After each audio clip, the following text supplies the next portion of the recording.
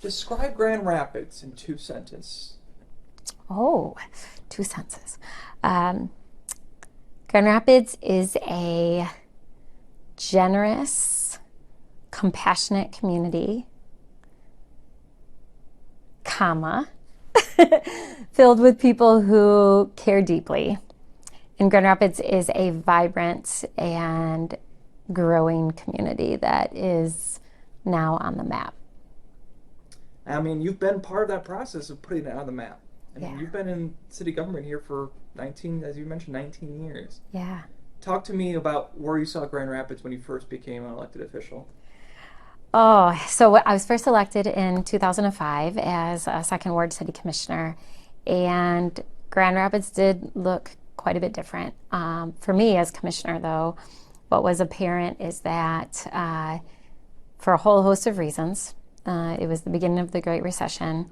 There were significant needs in the community, especially in the neighborhoods. And so my focus was on strengthening neighborhoods, opening back up city swimming pools. So back then we had 6 swimming pools and we had wading pools throughout the city. Today we don't have any wading pools. Those have all been replaced by splash pads.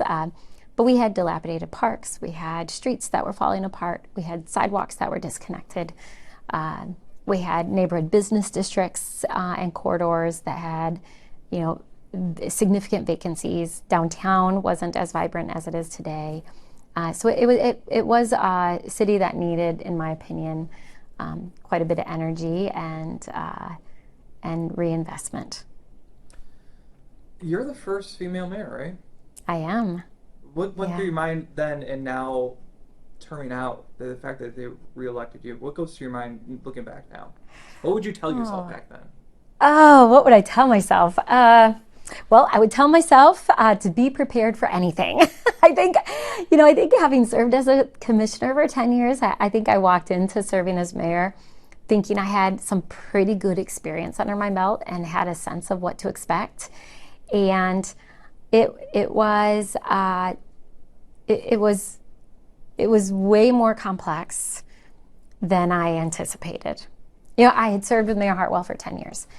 But, looking at his last term as mayor, it was very different than my first term as mayor. And I can see that now.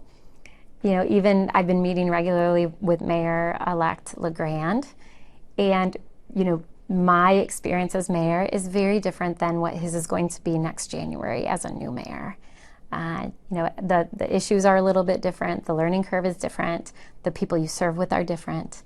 The relationships you have in community are different. And so I can't, I think in looking back when I first became mayor, I think that was one of the lessons I learned is that, yes, I could rely on past mayors for some insight and wisdom, but ultimately I was entering kind of uncharted waters. Now I always every time I think of someone passing baton down to the next person, I think about the president where they leave a note in the desk. Do you plan on doing that, or do you? I do plan on doing that.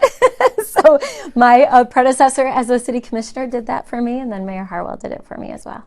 Looking back at that note, Yeah, you're sharing an insight. Obviously, you don't want to share your insight on what you yeah, plan on leaving for LeGrand, but if you want to, I'd love to hear yeah. it. But what did that note say from your predecessor to what you were then tasked to do as mayor? Yeah, I took it home, so I don't even have it here with me anymore because it was, what was that, 2015. But I remember one of the things that stuck with me was the emphasis on building relationships, and that everything you do is built on the relationships that you make with people that as mayor, and I learned this a bit as commissioner as well. You don't do anything alone, right? Like you're in a unique position to be a convener, to bring people around the table, but you need all those partners to make things happen. And then also the advice to be mindful of your time. Like you can't say yes to everything. We're a big city. We're a growing city. I have commitments here in Grand Rapids. I'm active in Lansing. I go to Washington, D.C. I have regional partnerships and initiatives I'm working on, relationships with the county where the city and county are working together. And if you're going to accomplish all the things you put on your to-do list, you have to be incredibly intentional about how you spend your time. Speaking about accomplishments, what accomplishments do you think you have brought forth here in Grand Rapids, and is there any accomplishments that you did not hit in your time in office? Yes. So everyone who knows me, they know that I have long lists of to-dos and goals. And I'm a holistic thinker. Is probably the fact that I'm a social worker. And so I have since I've been elected, I have goals in different areas from, parks and green space and trees and environmental sustainability to economic development, both downtown and in our neighborhoods, to housing, to some of the big projects that we have kind of starting to take hold right now. So I always break up all my goals. And then I had a lot of goals when I first got elected as mayor internally here at City Hall. So if people remember back to 9.5 years ago, we didn't have our commission meetings live streamed.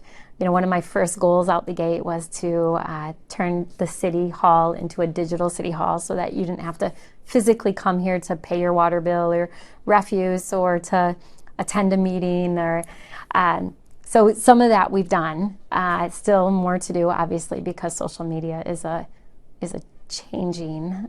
It changes every minute, right? 10 years ago, I don't even think I knew what the word AI meant. And now we have to prepare for that. But if I look at some of the accomplishments across those areas, today we have corridor improvement districts in every single one of our neighborhoods, neighborhood business districts. I'm really proud of that. I'm proud of the work we've done around environmental sustainability. So we built a biodigester that's creating renewable natural gas. We added solar out at Lake Michigan Filtration Plant. We've planted, over 15,000 trees throughout our city. All of those make for a more resilient city as we address climate change. Our streets are in better shape. We've invested in every single one of our neighborhood parks. We have 3 public swimming pools that are open and ran well every single summer. We highlight our neighborhoods through our neighborhood summit. We have the neighborhood match fund, so we're investing a lot in our neighborhoods. And then you look at some of the kind of what's happened. I'm looking out my window, what's happened downtown with the revitalization of downtown. I look around downtown, and so many of these buildings weren't here 10 years ago. We didn't have Corwell down on North Monroe, or we didn't have the Children's Hospital, we didn't have MSU Innovation Center, we didn't have Banff, and then South Arena didn't exist. We didn't have Studio Park. And then on top of that, you have the public-private initiatives we've started from the amphitheater and the soccer stadium, the river restoration, which we will be in the river next year. We have the mussels moved. We have permits so close to getting those permits. The reinvestment in the trail system, a lot of that work we've done in partnership with the county. So, it's hard for me to pick one because I feel like we've made strides across the spectrum. And that's what I always tell people. Great cities don't just focus on one thing.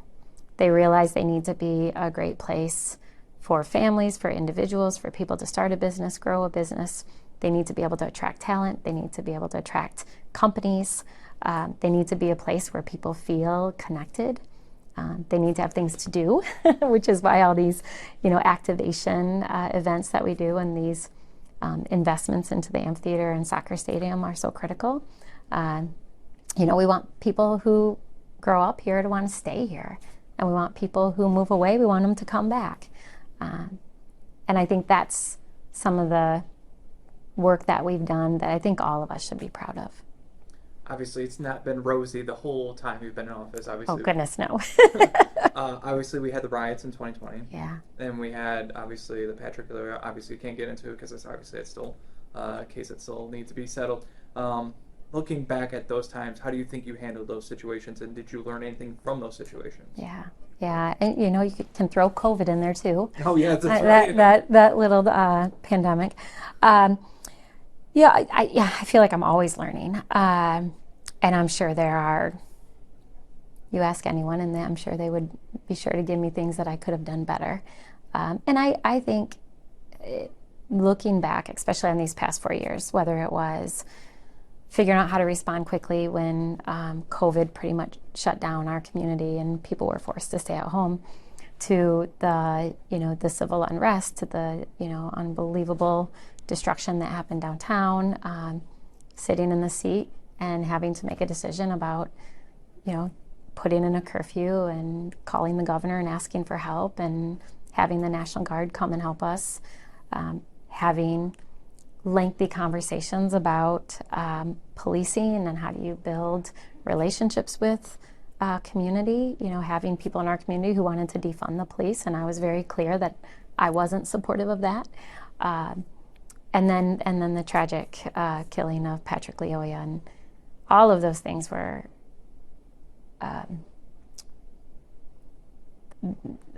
I'd say heartbreaking, quite frankly,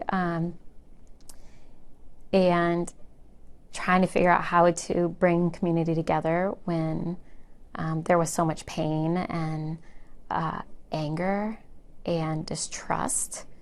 That's when I leaned on a lot of relationships that I've built over the years and came together as a community, sitting with community, listening to people share their pain. I think the challenge for me, but also I think it's a challenge for all of us, is to figure out what can we do individually, but then collectively to heal, to move forward, and to figure out how to not just make sure it doesn't happen again, but make sure that our city is a safe place for everyone, and where people aren't afraid to pick up the phone and call for help. And that, that's a journey that I think we are still on, because there's just no easy answer.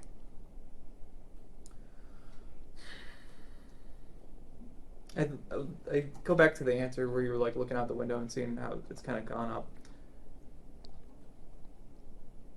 Looking out that window now, you're about to leave this office in just a few short weeks. Yeah.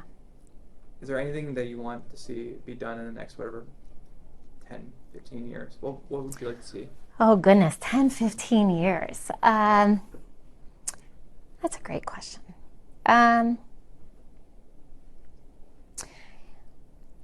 So, an issue that has been an issue that has been a core issue for me, but a lot of people in this community, not just me.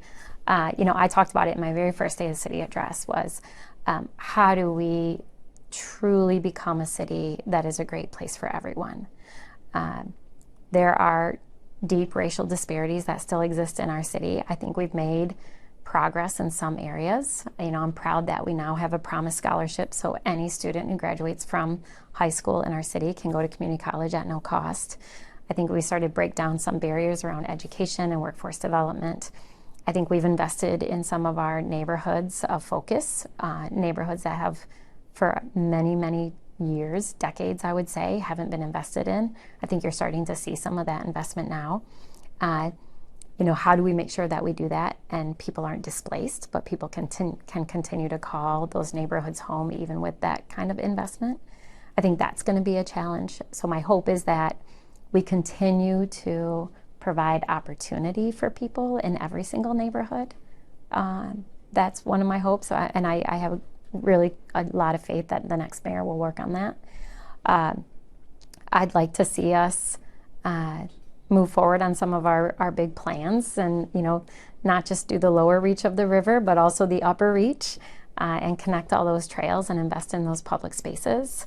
I'd love to see every single neighborhood business district vibrant with few, if any, vacancies. I think there's real value in having rich, vibrant neighborhood business districts connected to neighborhoods.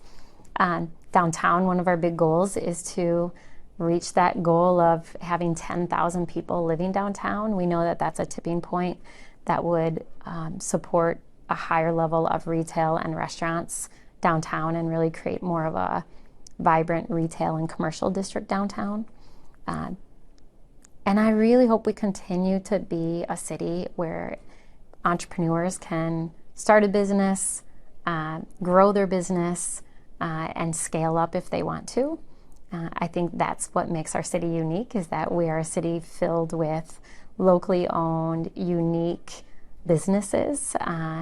We're very different than other cities where they don't have that tapestry of businesses or unique neighborhoods like we have. I think that's one of the really unique things about our city. Going back to the question where you're like the first female mayor, when you looked at the wall, because obviously you go there almost every day, Yeah. because of county commission or city commission, you look at that wall and you see you're the first female. Do you ever like think back like, wow, look how things have changed? Like, what goes to your mind when you see that photo, your photo? Yeah, I think, oh, I look so much younger. You look- You know, it's really surreal. What do I think? I think, wow, it took us a long time to get a picture of a woman up on that wall. And, but I also, I also look at that wall and I see a rich history in our city. I see a wall filled with people who I can now appreciate, having sat in this seat as long as I have. A wall filled with people who made a lot of sacrifices for our city, who gave up their time, who probably had sleepless nights like me, who cared deeply, who navigated challenges and crises, who, had sleepless nights, I look at that wall now and I think, I feel grateful that I have been given this opportunity to build on their legacy. But it's a wall filled with people who love this city. And I feel really honored that my picture hangs with them. And some of them I knew. I think of Mayor Logie, who I sat with when I was a city commissioner and I sat with when I ran for office, and he shared so many experiences from when he was mayor. And, we lost a great mayor when he passed away. So yeah, that's what I see. No, it's only, like I said, a few short weeks. Is there any emotions that are going through your mind right now? Oh, yeah, it's so bittersweet. I feel like I keep saying it's my year of savoring. I am trying to savor all these moments that are my lasts. I only have a few more city commission meetings left. I'll be stepping down from a number of boards and commissions that I currently serve on, and the next mayor will take that seat. So I'll have a lot of goodbyes. But I keep telling people I'm not going anywhere. I love the city. That doesn't end just because I'm not the current mayor. I'm still going to be active. I'm still going to serve on boards and commissions, and I'm still going to do something where I feel like I'm having an impact. So I keep telling people, you're going to see me and work with me, but it's just going to be in a different capacity. So what's next? Yeah, I haven't quite decided yet. So people have approached you? I've had quite a few offers, yes. So I'm weighing them. I still don't want to really start something until probably February of next year. So I'm giving myself till probably the 1st of December to decide. Private or public sector? It'll probably be public. Yeah. I think my heart is in the public sector. Before being mayor, I served in the nonprofit world, and so I think between public sector and nonprofit sector, that's likely where I'll land. Last question. Yeah. Anything else you want to add in? I've spent some time with the commissioner-elects, and obviously with the mayor-elect, and my hope is that they appreciate the work that I've done and that this current commission has done over the years, and they try to build on the positive and figure out what they can do to help address challenges. And so I hope they continue to focus on the positive and move our city forward in a positive way and build on the momentum. What I've learned is that it can be easy to just focus on the negative if you're not careful. So you have to really be mindful of your mindset, and recognize this is tough work, but there's always good if you look hard enough. So, and then I would say to the community, I'm just so grateful to have been able to serve our city, and I can't say thank you enough to everyone who's supported me. So many people have supported me. So many people have partnered with me. So many people, when I have called and asked for help, they've said yes. And I don't think I would have been able to serve and to work on so many things to move our city forward if it wasn't for this incredible community that supported me and really walked alongside me over the years.